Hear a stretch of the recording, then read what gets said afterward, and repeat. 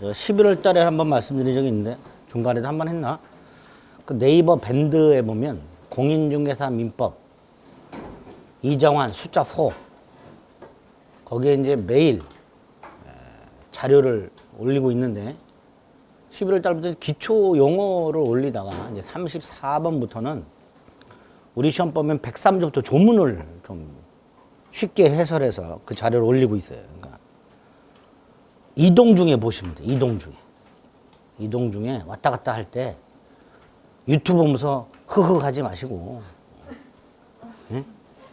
그 이동 중에 유튜브를 보거나 게임 같은 거 하지 마시고 대중교통 타고 다니시면 예? 왔다 갔다 하시면 그 자료 같은 거 읽으시면 돼요. 한 5분 10분이면 읽어. 네.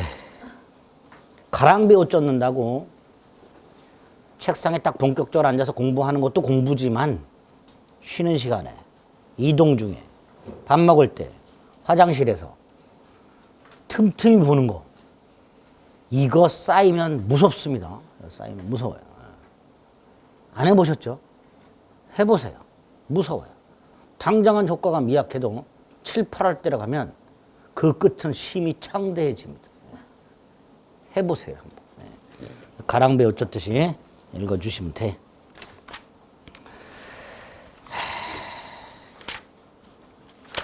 자, 표현들이 봅니다. 111페이지. 오늘 11, 12월 달에는 표현들이가 뭔지만 봤습니다.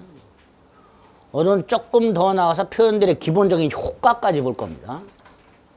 그리고 구체적으로 표현들이가 3가지 유형이 있는데 이 3가지 유형은 이제 다음 순환으로 미룰 겁니다. 어렵습니다. 표현대리는. 일단 표현대리는요. 무권대리예요. 무권대리인데 무권대리임에도 불구하고 본인에게 유효가 돼요. 무권대리인데도 본인에게 유효가 된다. 왜? 그게 표현대리 뜻이 됩니다. 왜 본인에게 유효인가? 무권대리임에도. 자, 뜻을 생각해 봅니다. 갑이 을에게 A 토지에 대해서 담보대출을 부탁을 해요. 담보대출. 그리고 이제 서류를 줘요. 보통 이제 서류라는 게 뭐 몇 가지가 있겠지만 대표적인 서류가 이제 2가지 정도가 되겠죠. 위임장하고요. 인감증명 같은 건 이제 뭐. 이 외에도 뭐 신분증하고 인감도장하고 이런 걸 주겠죠. 어쨌든 이런 걸 을에게 줬어. 자, 을은 이걸 가지고 은행을 다니면서 좋은 조건으로 대출을 받아주면 되죠. 그런데 을이 그 서류를 가지고 매각을 해버렸어요. 자, 이때 을 매각 권한이 있어요, 없어요? 없지요. 그러니까 무권대리예요. 담보 대출 권한밖에 없습니다. 을은. 매각을 했으니까 분명히 무권대리입니다. 무권대리인데 상대방 병이 을에게 매각 권한이 없다는 사실을 전혀 모르더라. 왜 모를까를 봤더니 을이 병과 계약 당시에 보였던 이 서류에 위임장 뭐라고 써 있어야 돼요? 담보대출 권한을 위임한다. 이렇게 써 있어야 되죠. 근데 매각 권한을 위임한다라고 돼 있어요.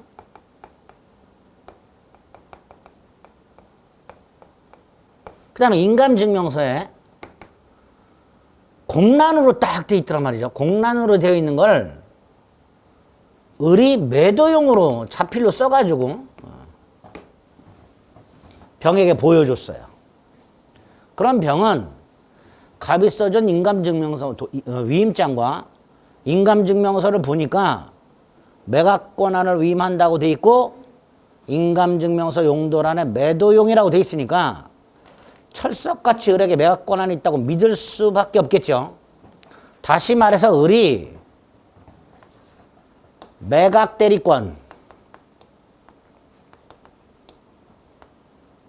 이 있는 것 같은 겉모습을 띠고 있더란 말이죠. 이걸 외관이라고 합니다. 외관. 갑은 실제로 담보대출 권한만 줬는데 을은 매각 권한이 있는 겉모습을 띠고 있더란 말이죠. 그리고 여기에 갑이 이렇게 서류를 줌으로써 원인을 제공했죠. 갑이 원인을 제공한 거예요. 아까 후레자식처럼 서류나 도장을 훔쳐갖고 위조한 거하고는 조금 다르더라 말이죠. 갑이 서류를 잘못 준 거예요. 갑은 위임장에다가 분명히 담보대출 권한이라고 줬어야 돼요. 아무 생각 없이 그냥 매각 권한이라고 됐어요. 인감증명서에도 담보대출용, 은행 제공용 이렇게 써서 줬어야 되는데 공란으로 줘가지고 을이 덜렁 매도용이라고 채워버린 거예요. 결국 무권 대리지만 유권 대리처럼 보이고, 그죠? 그래서 상대방은 무권 대리라는 사실 전혀 모르고 거기에 본인이 일정한 원인을 제공한 경우, 이런 경우에 본인에게 책임질 만한 사정이 생긴 거죠. 그러니까 책임지라는 거예요.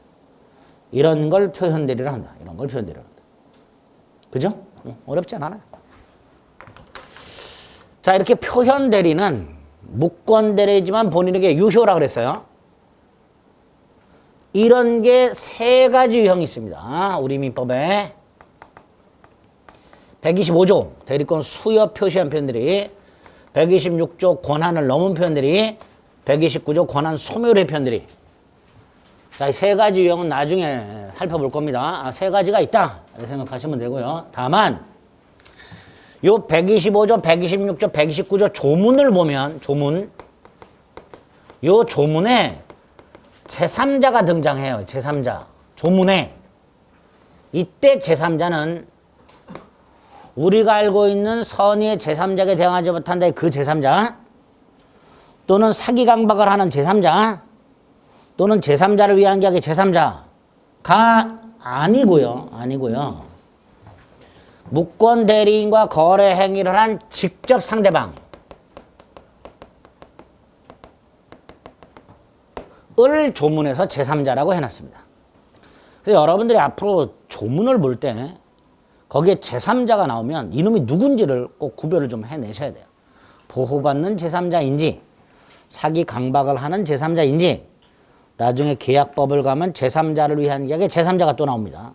그놈인지, 아니면 표현대리에서 직접 상대방인지, 이런 것들을 구별을 하셔야 되는데 표현대리에서는 직접 상대방을 말하게 됩니다. 구체적 유형은 이제 3월 달에 볼 거예요. 자, 오늘은 125조 또는 126조 또는 129조 표현대리가 성립했을 때 그 기본적인 효과를 생각해 봅니다. 첫째가, 표현대리가 성립을 하게 되면 본인에게 무권대리지만 본인에게 뭐가 된다고? 유효가 된다 그랬는데요. 여기서 조심하실 거, 표현대리가 성립을 했다 해서 무조건 본인에게 유효가 되는 건 아닙니다. 표현대리가 성립했다 해서 무조건 본인에게 유효가 되는 건 아닙니다. 이유는 이게 표현대리가 성립을 했는데 자, 표현대리가 성립했다. 근데 1억짜리를 3억에 팔았다, 병한테. 병은 1억짜리를 3억에 팔았으니까, 3억에 샀으니까 계약을 철회하는 게 더 이득이죠. 아까 협의회 무권대리에서 병은 뭐 할 수 있었어요? 철회할 수 있었어요. 그렇죠? 그런데 이게 표현대리가 성립을 했다 해서 막바로 본인에게 유효로 처리를 해버리면 상대방은 뭘 못해요? 철회를 못해요. 그렇잖아요. 그러니까 우리 판례는, 대법원은 표현대리가 일단 성립을 했을 때 상대방에게 선택권을 주는 거예요. 너한테 이득이라면 표현대리를 주장해라. 이득이 아니면 표현대리를 주장하지 말고 뭐 해라? 철회를 해라. 그래서 표현대리가 성립했을 때 직접 상대방 병에게 선택권을 줌으로써 결국 표현대리가 성립을 했다 하더라도 막바로 본인에게 유효가 되는 게 아니고 직접 상대방이 뭐 해야? 주장을 해야. 본인에게 유효가 됩니다. 그래서 본인에게 표현 대리가 본인에게 유효가 되려면 요건이 하나 더 필요. 직접 상대방이 뭐 해야? 주장해야. 주장. 두 번째, 그래서 표현 대리를 주장할 수 있는 사람은 딱 한 사람입니다. 직접 상대방만 주장할 수 있습니다. 대한민국에서 표현 대리가 성립했다. 책임져라. 라고 주장할 수 있는 사람은 딱 한 사람. 직접 상대방. 두 번째, 현실적으로는요. 만약에 이런 상황이 발생을 했을 때 값소요 1억짜리를 을이 3천에 팔았다. 만약에 병한테. 나중에 갑은 이거 추인할까요? 안 할까요? 당연히 안 하겠죠. 그죠? 반면에 병은 딱 내놓으라고 하겠죠. 갑한테. 자, 갑하고 병이 소송이 붙어요. 자, 소송이 붙으면 보통 병은요. 법원에서 갑 나는 이거 인정 못한다. 무권대리다 라고 주장을 했을 때 갑이 병은 표현대리가 성립하니까 책임을 져라 라고 주장을 못해요. 보통은. 왜 주장을 못할까요? 병은. 다시 한번 이 상황에서 갑하고 병이 소송이 붙었을 때 갑은 분명히 무권대리라고 주장을 할 거예요. 나는 매각 권한을 준 적이 없다. 담보대출 권한만 줬다라고 주장을 할 것이고 반면에 병은 표현대리가 성립했으니까 책임져라 이렇게 주장을 해야 되는데 병은 표현대리를 주장을 못합니다. 이유는 첫째, 표현대리라는 제도를 몰라요. 일반인들은. 모르죠. 몰라요. 여러분들은 알았어요? 공부하기 전에 몰랐잖아. 그러니까 법을 아는 사람들의 조력을 받기 전에는 표현대리라는 제도 자체를 몰라요. 그럼 법원이 알려주냐? 안 알려줘요. 소송할 때 법원이 알려주냐? 안 알려줘요. 그러니까 병은 주장을 못해. 또 하나, 아까 을이 병한테 서류를 보여줄 때 매각권한 위임장 보여줬죠. 따라서 병은요. 소송에서 갑이 거짓말을 하고 있다고 생각을 해요. 야, 인마 너 위임장에다 매각권한 이거 써줬잖냐 자식아. 근데 이제 와서 매각권한을 준 적이 없다라고 왜 거짓말해 이놈아. 을은 유권대리야 이놈아 라고 밖에 주장을 못해요. 을에게는 내가 권한이 있어. 내가 분명히 봤어 위임장. 네가 써준 위임장 내가 분명히 봤어 라고 병은 유권대리만 주장해요.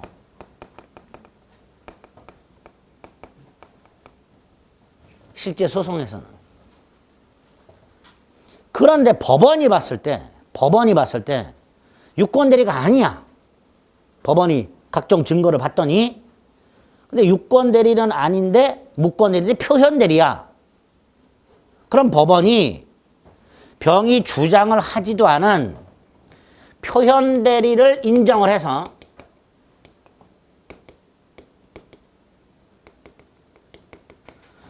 병을 승소시켜 줄 수 있는가? 유권대리를 인정하든 표현대리를 인정하든 병이 승소할 거 아니에요. 그죠? 이거 해줄 수 있는가의 문제가 생겨요. 될까요? 안 될까요? 안 됩니다. 자, 민사소송은요. 변론주의라는 게 적용이 됩니다. 변론주의라는 건 쉽게 말하면 당사자가 주장한 것만 판단해 줍니다. 뭐만 판단한다고요? 당사자가 주장한 것만. 주장하지 않은 것을 법원이 알아서 판단하는 걸 직권이라고 해요. 직권주의. 근데 이 직권주의는 아주 예외적인 경우만 직권주의라고 하고요.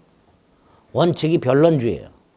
따라서 상대방이 유권 대리만 주장하고 있다면 무권 표현 대리 뭐의 일종이라고 그랬어요? 무권 대리 일종이라고 그랬죠? 이 주장 속에는 표현 대리 주장이 들어있다 안 들어있다? 안 들어있어요. 병은 표현 대리를 주장한 게 아니야. 주장 안 했으니까 법원은 판단한다 안 한다? 판단하지 않습니다.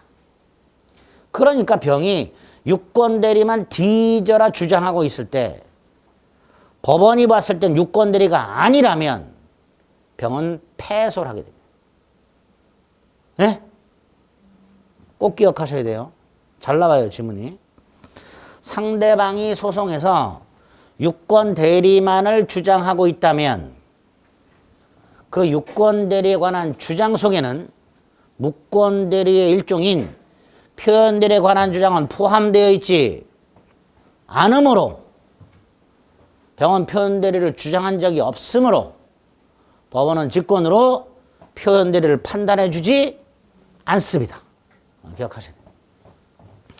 그래서 결국 병이 패소를 해. 그리고 나서 병이 여러분을 찾아왔어. 공인중개사 공부한다며. 거기 민법이 있다며. 야, 이런 상황 어떡하냐? 물어봐. 그럼 여러분 뭐라고 대답해 주면 돼? 몰라. 아니면 표현대리라는 게 있던데? 에?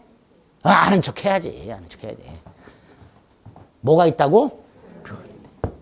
그런 병, 그런 게 있어. 그리고 이심 갖고 표현대리를 주장하겠죠. 표현대리를 주장하면 법원은 판단해 주겠지.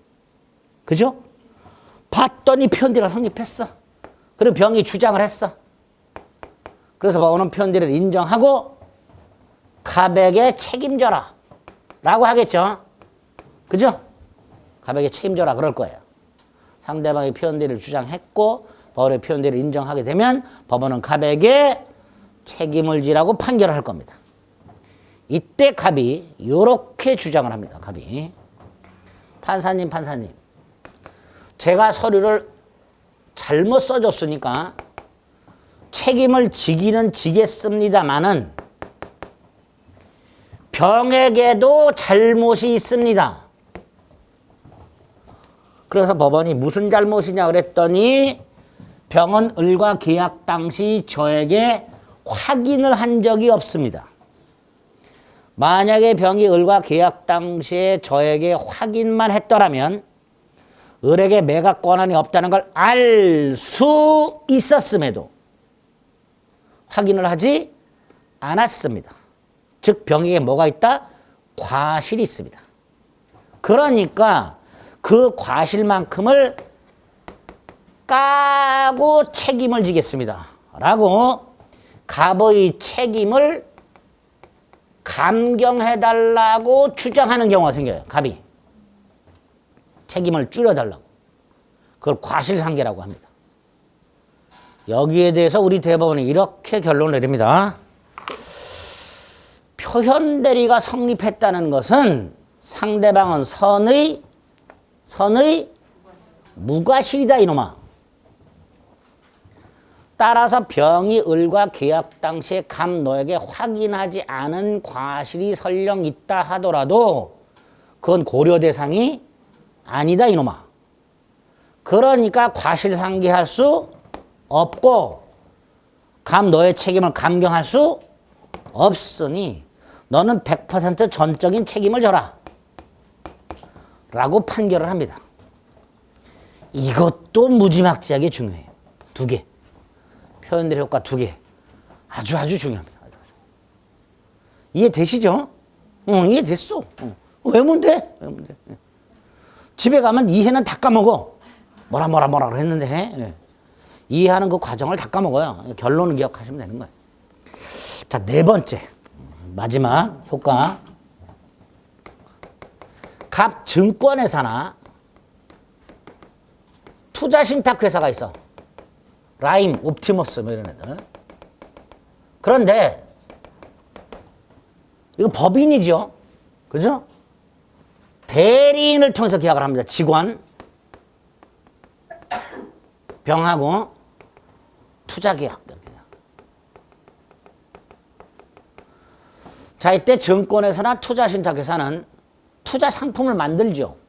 그죠? 투자 상품을 만들어서 투자 설명회를 개최해요. 이런 투자 상품이 있고 수익을 잘하면 이 정도 낼 수 있고 잘못하면 원금 손실의 위험도 있다라고 투자 설명회 따위를 할 거예요. 그렇죠? 그래서 투자를 유도할 거예요. 그런데 이 투자를 받을 때 증권거래법에서는 부당하게 투자를 권유하는 행위를 금지하고 있어요. 부당 투자 권유 행위 금지. 투자 설명회 따위를 열어가지고 투자를 권유할 수는 있어요. 근데 그게 부당하면 안 돼요. 여기서 부당한 투자 권유 행위의 대표적인 게 수익 보장 약정이에요. 수익을 보장해 줄 테니 또는 손실을 보전해 줄 테니 투자해라. 이러면 된다, 안 된다? 안 돼요. 안 돼요. 예? 그래서 이 수익 보장 약정이나 투자 권유, 수익 보장 약정이나 손실 보전 약정은 증권거래법에서 만들어 놓은 부당한 투자 권유 행위 금지 규정, 즉 강행 규정을 위반한 거, 위반. 그래서 무효예요, 이거는. 투자 수익 보장 약정은 무효입니다. 근데 일반인들은 이거 몰라요. 그래서 머리띠 두르고 수익 보장해달라고 들어놓고 앞뒤로 뻘겋게 써가지고 지점장은 자폭하라 뭐 맨날 그러는 거예요. 법으로는 보장이 안 됩니다. 자, 문제가 생겼어. 을이 병하고 투자 계약을 할 때 수익을 보장해 주겠다고 약속을 하면서 회사 이름으로 보장 증권을 써줬어. 그러면 이 병은 을에게 증권회사를 대리해서 수익 보장 약정을 체결할 권한이 있다라고 철석같이 믿겠지요. 그렇죠? 을은 수익 보장 약정을 체결해 줄 권한이 없어요. 없는데 수익 보장 약정을 체결했어. 무권 대리예요. 뭐라고요? 무권 대리. 본인이 갑이야. 임직원은 대리인이야. 근데 임직원인 이 대리인은 수익 보장 약정을 체결할 권한이 없어. 근데 체결을 했어. 그럼 무슨 대리라고? 무권 대리야. 그런데 아까도 말씀드렸듯이 법인 이름으로 수익 보장 증권을 발행을 해줬어. 그러면 병은 을에게 수익 보장 약정을 체결할 권한이 있다라고 철석같이 믿겠지요. 표현 대리가 성립을 해요. 뭐가 성립한다고? 표현 대리. 자, 표현 대리가 성립을 하게 되면 병은 표현 대리를 주장해서 본인 갑에게 유효하니까 수익을 보장해 달라라고 요구할 수가 있게 됩니다. 그렇죠? 그렇죠? 그래서 강행 규정을 위반한 행위가 무효지만 이게 만약에 표현 대리가 성립을 한 경우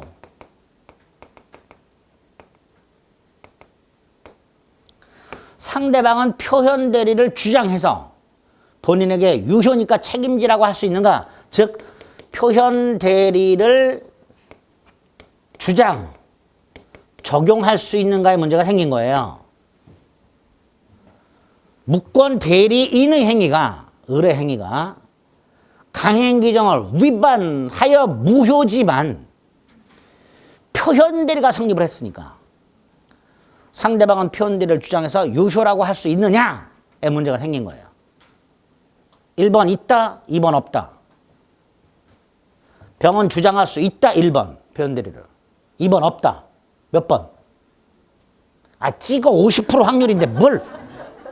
얌마 네가 대답하러 이면 없다 그랬잖냐, 자식아. 없어도 불쌍하지도 않아요. 자꾸 물어보는데. 한 번쯤은 대답을 해줘야지, 하루에. 1번, 2번. 2번. 이거를 주장할 수 있다 그러면요, 이 강행 규정은 있으나 마나한 조문이 돼버려요. 강행 규정이 있으나 마나, 이거를 법에서 아주 어렵게 형해화라고 해요. 몰라도 돼요, 그런 표현은? 몰라도 돼요. 최근에 신문에 그런 표현이 많이 나오던데, 인권 보장의 형해화 뭐 이런 말이 막 나오던데, 그 말이 무슨 말인지 모르는, 그냥 껍데기만 남는다 이런 뜻이. 그러니까 주장할 수 있다, 없다? 없다. 그래서 표현 대리 효과 4가지. 오늘 요 4가지를 머리에 박습니다. 아시겠죠? 그리고 나서 3월 달에 유형 3가지를 보시면 돼요. 111페이지. 네모 2번에 표현 대리. 서설에 양가로 1번에 의의가 있고 양가로 2번에 종류가 3개가 있다고 나왔습니다. 그리고 넘겨보면 양가로 3번 표현 대리는 뭐라고요? 무권 대리예요. 무권 대리. 무권 대리라고. 무권 대리지만 본인에게 유효한 거야. 그죠? 자, 거기서 양가로 4번. 동그라미 1. 표현 대리는 누구만 주장할 수 있고 직접 상대방만 주장할 수 있고. 2번 표현대리가 성립하려면 공통적으로 상대방은 뭐 해야 되고 선의, 무과실해야 돼. 보호를 받아야 돼. 3번 표현대리는 무권대리이므로 유권대리 주장 속에는 뭐가 포함되어 있지 않다. 표현대리 주장이 포함되어 있지 않다. 4번 표현대리가 성립했을 때 본인은 전적인 책임을 져야 한다.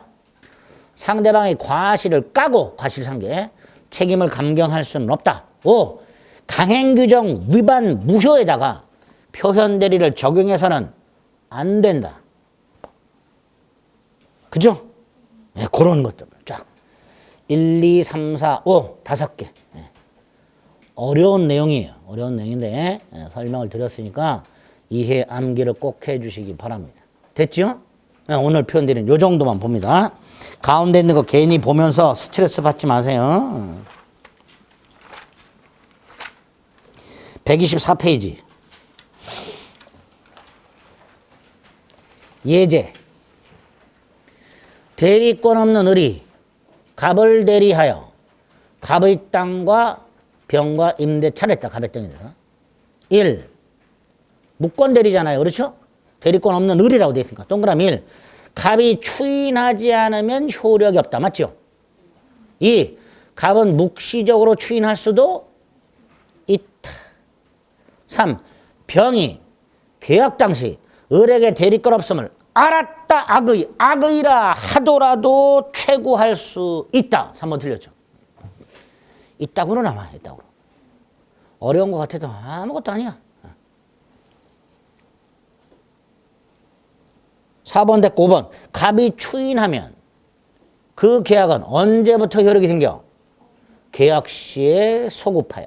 그렇죠? 오늘 한 것만 갖고도 답이 골라집니다. 이런 식으로 문제가 출제가 됩니다. 무권대리는 됐습니다. 자, 이제 127페이지.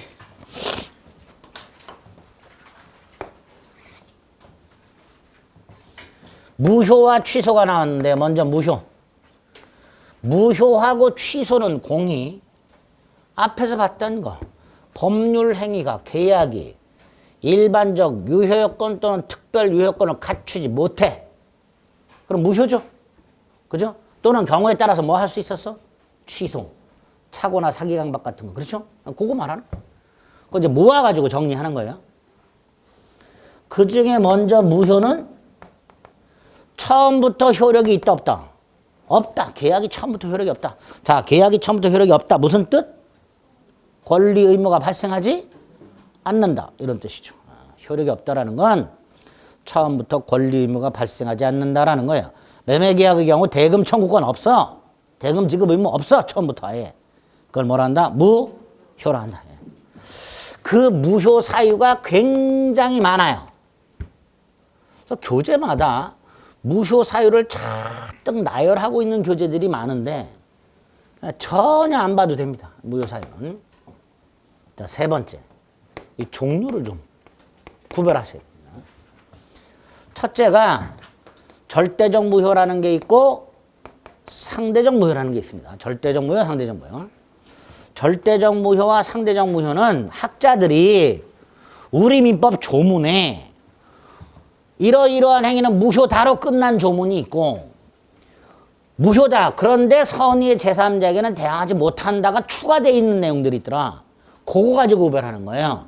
선의의 제3자에게 대항할 수 있냐 없냐 이걸 구별해서 각각 절대적 무효, 상대적 무효라고 부르자라고 약속을 한 거예요.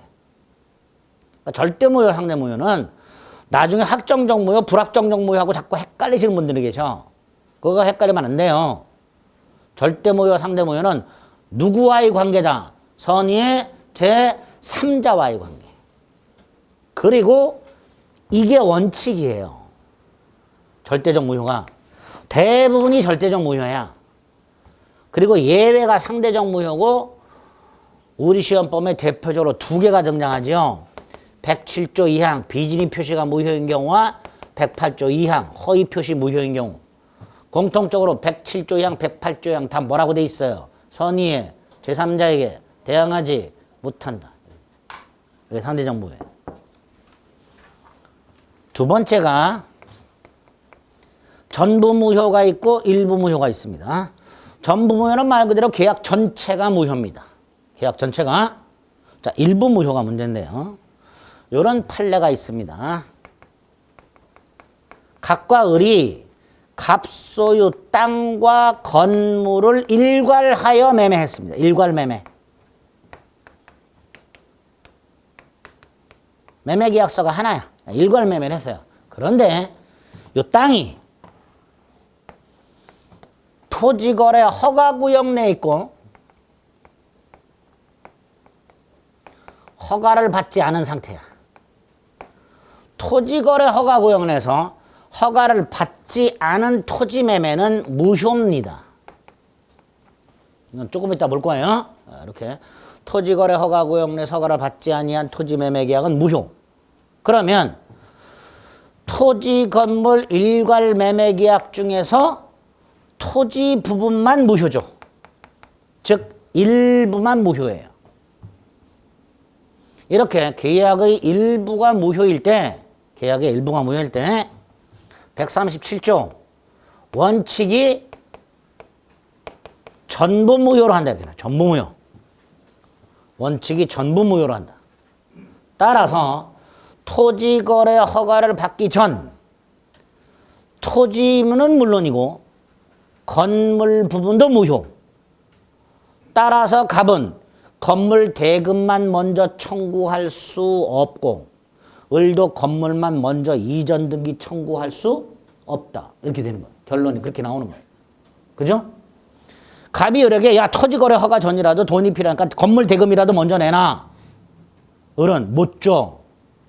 갑은 왜 건물은 유효잖아. 을은 137조를 봐라 이놈아. 전부 무효로 돼 있지. 이렇게 되는 거예요. 그 원칙이에요. 조문이 잘 나와요. 원칙 전부 무효. 다만 예외적으로 저 토지 부분만 무효가 되고 나머지는 유효가 되는 경우가 있더라. 건물 부분은 유효가 되는 경우가 있더라. 근데 이렇게 되려면 두 가지 요건이 필요하다. 두 가지 요건. 하나는 무효 부분과 아닌 부분이 분할 가능, 나뉘어질 수 있어요. 따로따로 할 수 있어요. 따로따로. 이걸 가분적이라고 해요. 가분적. 분할 가능한 걸 말합니다. 그러면 우리 민법상 토지와 건물은 별개의 부동산이죠. 그죠? 그러면 토지 매매 따로 건물 매매 따로 할 수 있다 없다? 있다. 그게 가분적인 거예요. 토지 매매 건물 매매 따로따로 할 수 있다. 그게 가분이에요. 분할 가능하다고 해요. 또 하나가 상상을 해봐요. 제3자가. 갑을 말고 법원 입장에서 특히 상상을 해봐. 어떤 상상을 하냐. 갑과 을이 무효인 토지 매매 계약을 만약에 하지 않았다 하더라도 건물만이라도 매매를 했을까? 라고 상상을 해봐요. 상상을 해봤더니 그랬을 것 같아. 아닐 수도 있죠. 토지 거래를 안 했더라면 건물도 안 했을 것이다. 이런 경우가 있을 것이고 토지는 거래를 안 했더라도 건물만이라도 했었을 거다. 이런 경우가 있을 거예요. 그렇죠? 그중에 두 번째 거. 무효 부분이 없었더라도 건물만이라도 매매를 했었을 것. 이걸 가상적 의사, 가정적 의사라고 해요. 상상을 한 거예요. 상상. 각종 증거 자료를 가지고 법원이 상상을 한 거예요. 상상. 추측을 해본 거예요. 법원이 갑, 을, 니네들 계약 상황, 계약서 내용, 두 사람의 의사 등을 종합해보면 토지 매매 계약을 하지 않았다 하더라도 건물만이라도 매매했었을 것으로 인정된다. 이렇게 결론을 내려요. 법원이. 그러면 일부만 무효가 되고 나머지는 무효가 되지 않는다. 이렇게 얘기해요. 그래서 아까 결합시켜서 원칙적으로 토지거래 허가 전에 건물만 먼저 대금 청구할 수 없고 이전 등기 청구할 수 없는 게 원칙이다. 다만 갑과 을이 가정적 의사가 인정되는 경우에는 토지거래 허가 전에 건물만 먼저 이전 등기 청구할 수도 있다. 예외. 이렇게 인정하고 판례. 예? 두 가지 요건을 기억하셔야 돼요. 원칙 전부무효, 예외 일부무효. 근데 이제 이런 가상적 의사 같은 것들은 소송에서 인정되는 거예요. 판례가. 대법원이 아무나 그냥 상상하는 게 아니고요. 법원의 객관적인 자료 등을 가지고 인정하는 거예요. 어쨌든 그런 게 인정이 되면 일부만 무효가 된다. 기억하세요? 137조. 세 번째가 확정적 무효가 있고 불확정적 무효가 있다. 확정적 무효는 무효로 확정이 됐어요. 더 이상 유효가 될 여지가 없어요. 그게 확정적 무효야. 불확정적 무효는 아까 말씀드렸던 유동적 무효를 말하는 거예요. 현재는 무효지만 유효가 될 여지가 있는 경우. 대표 중에 뭐가 있었어요? 에? 47분 전에 봤지요. 무권대리.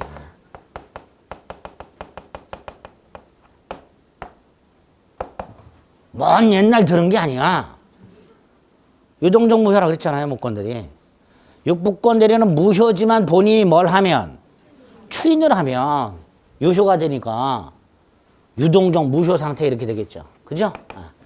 자, 여기서 이 유동적 무효와 관련해서 토지거래, 허가구역, 내, 허가전 거래. 요게 문제가 됩니다. 과거에는 국토의 계획 및 이용에 관한 법률에 있었는데 요게 이제 부동산 거래, 신고 등에 관한 법률로 통합을 시키면서 옛날에는 부동산 공법 시험범위였었는데 지금은 중개사법으로 시험범위가 다르죠. 중개사법에서 공부하시게 돼요. 부동산 거래, 신고 등에 관한 법률 거기 가서 하시면 돼. 이제 그 중에서 판례는 우리 시험범위에서 나와. 판례가. 자, 먼저 첫째가 요 허가는 특별 유효 요건이고요. 특별 유효 요건이라는 게 무슨 뜻이에요? 허가를 받지 않으면 계약은 유효, 무효? 무효라는 뜻이야. 무효. 두 번째, 거래 전 허가가 아니고요. 거래 후 허가예요. 거래하고 난 다음에 허가를 받는 거예요. 매매 당사자 둘이 가서 허가 신청을 해요. 계약서를 첨부해서. 거래 후 허가예요. 그러다 보니까 1월 10일 날 허가를 받지 않은 상태에서 거래를 했어. 무효죠? 그죠? 1월 20일 날 허가를 받았어. 유효가 되죠? 처음부터 유효가 돼요. 허가를 받으면. 그러니까 요 사이가 유동적 무효 상태. 요 사이가 유동적 무효 상태. 혹시 여기서 자격증 따고 나면 서울 가서 사무실 낼 계획이 있는 분들 있나? 있어요? 잘 알아두셔야 돼. 왜? 서울 강남 3구 토지거래 허가구역으로 묶어놨죠. 아세요? 모르시나? 아니, 서울을 왜 토지거래 허가구역으로 묶어놨을까? 아파트 매매 규제하려고. 아파트 매매할 때 대지 지분도 같이 하죠. 토지 매매예요. 그래서 허가를 받아야 돼. 아파트 매매할 때. 에? 얼마 전에 신문에 나왔죠. 전용면적 84 아파트를 매매하는데 토지거래 허가를 받아야 되니까 구청 가서 허가 신청서를 냈더니 구청 직원이 가족이 몇 명이세요? 3명. 아이, 3명이 뭐 이렇게 넓은 게 필요해? 불어가. 기사에 나왔죠. 아파트 매매 허가의 문제가 아니고 토지거래 허가의 문제로. 머리도 좋아 하여튼 이런 식으로. 이런 것들이 있단 말이죠.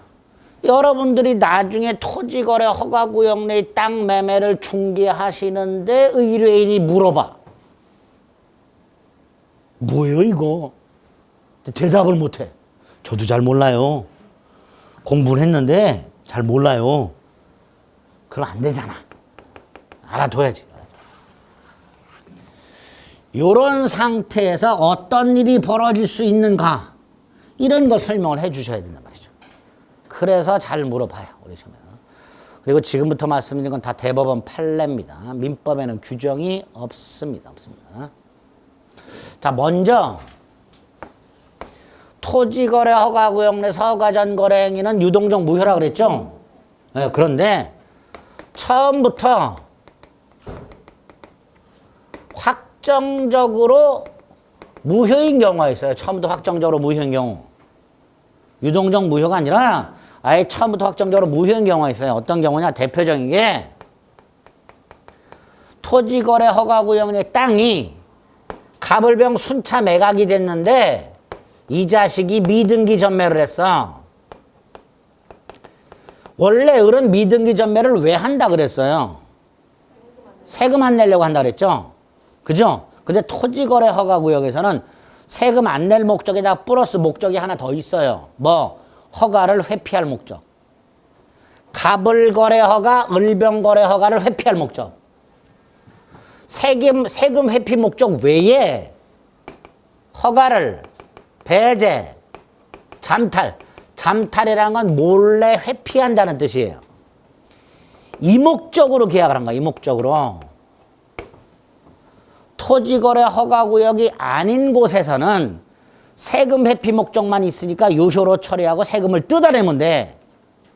근데 허가구역에서는 세금 회피 목적 이외에 플러스 허가 회피 목적도 있단 말이죠. 따라서 이 경우에는 우리 대법원은 그냥 확정적 무효로 처리를 해버립니다. 세금이 중요한 게 아니다. 무효로 처리합니다. 여기 첫 번째. 두 번째가 이런 목적이 없이 허가를 조건으로 계약을 한 경우 요때가 유동적 무효가 되는 거예요. 허가를 조건으로 계약을 한 경우 요때가 유동적 무효가 되고요. 첫째, 유동적이지만 무효야. 따라서 계약상 채권 채무는 발생하지 않아. 이전 등기 청구권이라든가 대금 청구권, 이전 등기 의무라든가 대금 지급 의무 이런 건 발생하지 않습니다. 따라서 대금을 지급하지 않는다, 등기를 넘겨주지 않는다 하더라도 채무 불이행이 아니야. 그죠? 채무 불이행이 아닙니다. 나중에 계약법을 가면 채무 불이행이라면 계약을 해제하고 손해배상을 청구할 수 있어요. 그런데 채무 불이행이 아니니까 채무 불이행을 이유로 계약을 해제한다든가 채무 불이행을 이유로 손해배상 따위를 청구할 수는 없게 됩니다. 이 기본입니다. 설령 우리 중간에 허가 전에 중도금을 먼저 주기로 특약을 했다 하더라도 중도금 지급 의무는 없다가 판례예요. 무효니까. 예? 강행규정 위반. 채무불이행이란 게 없다. 그 다음에 토지거래 허가구역 내 땅을 을이 일단 샀어요. 샀는데 기분이 싸해.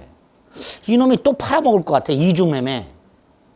이 경우에 매수인이 팔지 못하도록 하는 장치가 하나 있어요. 처분금지 가처분이라고. 뭐라고? 처분금지 가처분. 그래서 매수인은 법원으로 달려가서 판사님 제가 갑으로 땅을 샀는데요. 갑이란 놈이 팔아먹을 것 같아요. 한 놈한테. 못 팔아먹게 해주세요라고 처분금지 가처분을 신청하는 경우가 있는데 이때 법원은 이 처분금지 가처분을 신청한 사람한테 물어봐요. 뭘 물어보냐면 너 무슨 권리를 근거로 이걸 신청하냐? 어떤 권리를 근거로 처분금지 가처분을 신청하냐? 그랬더니 을이 저 매수인으로서 이전 등기 청구권이 있는데요. 그걸 근거로 신청합니다. 이렇게 주장을 했어요. 을이. 그런데 을 이전 등기 청구권이 있어요? 없어요? 없잖아요. 그러니까 이전 등기 청구권을 근거로는 처분금지 가처분을 신청할 수 있다 없다? 없다. 이렇게 되는 거예요. 이전 등기 청구권. 팔아먹지 못하도록 법원에 처분금지를 신청하려면 근거가 되는 권리가 있어야 돼요. 권리가. 법원이 물어본 거예요, 을한테. 무슨 권리를 근거로? 그랬더니 을이 이전 등기 청구를 근거로. 그랬더니 법원이 개소리 마라. 네가 이전 등기 청구권이 어디 있냐. 이렇게 판결해요. 요게 한 세트. 두 번째, 계약상 채권 채무는 발생하지 않지만 신의 성실의 원칙상 허가, 신청 절차, 협력 의무, 협력 청구 권한이 있다. 잘 생각해 보세요. 토지거래 허가구역에서 거래하는 당사자들은 상대방이 허가 신청에 협조할 것이라고 믿겠지. 안 믿으면 계약을 할까 안 할까? 안 하겠지. 계약 당사자 사이에는 서로 기본적으로 믿는 게 있으니까 계약을 하는 거예요. 이렇게 계약 당사자 사이에 존재하는 기본적인 신뢰, 이걸 신의 성실의 원칙이라고 해요. 요거를. 그 원칙에 따라 그 믿음에 의해서 이런 권리 의무가 생겨요. 그러니까 이건 계약상 권리 의무도 아니다. 아니야. 계약상 권리 의무가 아니라 신의치상 권리 의무예요. 이거를 이행 청구할 수 있고, 이건 청구할 수 있고, 소송으로 청구할 수도 있고, 허가 신청 절차 협력 의무를 이행하라 라는 소송도 제기할 수 있고, 불이행 시에 채무 불이행이 아닌 신의칙 위반을 이유로 손해배상을 청구할 수 있어요. 하지만 이 의무를 불이행했다 해서 계약상 채무를 불이행한 건 아니죠. 그러니까 해제는 못한단 말이죠. 채무 불이행을 이유로 계약을 해제하지 못합니다. 아무리 상대방이 허가 신청 절차에 끝내 협조를 안 한다 하더라도 계약 자체를 해제할 수는 없다가 판례입니다. 그 다음에 을이 다시 한번 처분금지 가처분을 신청했어요. 그럼 법원은 또 물어봅니다. 어떤 권리를 근거로? 그랬더니 을이 이번에는 협력 청구권을 근거로. 자, 을 협력 청구권 있다 없다? 있지요? 받아줘요.